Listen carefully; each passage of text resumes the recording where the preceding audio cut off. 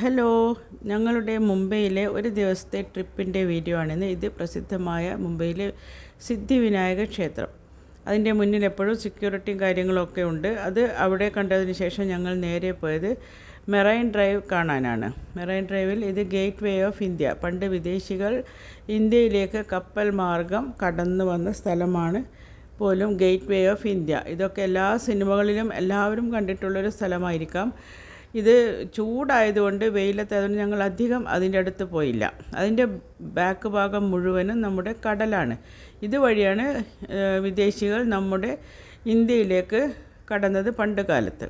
അവിടെ ഇപ്പോൾ ബോട്ടിംഗ് ഒക്കെ ഉണ്ട്. ഈ പാലത്തിലൂടെ കടന്ന് പോയാൽ ധാരാളം ബോട്ടിങ്ങും ഒക്കെ ഉള്ള സ്ഥലമാണിത്. ഇതിലൂടെ കടന്ന് അവിടുന്ന് ബോട്ടിലേക്ക് കയറി കടലിലേക്ക് പോകാം. അതിൻ്റെ നേരെ വലതുവശത്ത്, ഇടതുവശത്ത് മെറൈൻ ഡ്രൈവും കടലും, വലതുവശത്ത് കാണുന്നതാണ് താജ്, ഹോട്ടൽ താജ്.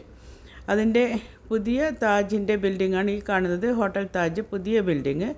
ഈ ഇടതുവശത്ത് അത് കഴിഞ്ഞ് കാണുന്ന ഇതാണ് ഹോട്ടൽ താജ് പഴയതെന്ന് പറഞ്ഞാൽ ഇവിടെയാണ് കുറേ വർഷങ്ങൾക്ക് മുൻപ് ഭീകരർ നുഴഞ്ഞു കയറി ഭീകരാക്രമണം നടത്തിയ ഹോട്ടലാണ്.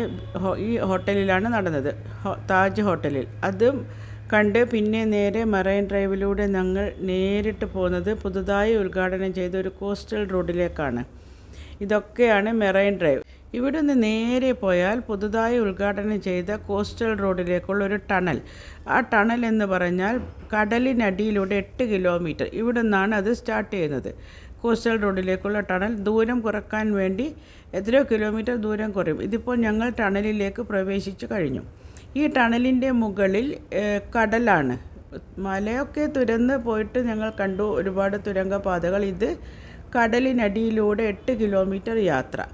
അത് കഴിഞ്ഞ് ഇത് നേരെ റോഡിലേക്ക്, കോസ്റ്റൽ റോഡിലേക്ക് കയറുകയാണ്. അത് കഴിഞ്ഞ് കുറച്ച് ദൂരം ഞങ്ങൾ മുന്നിൽ പോയാൽ കാണുന്ന ഇതാണ് ഹാജി അലി ദർഗ.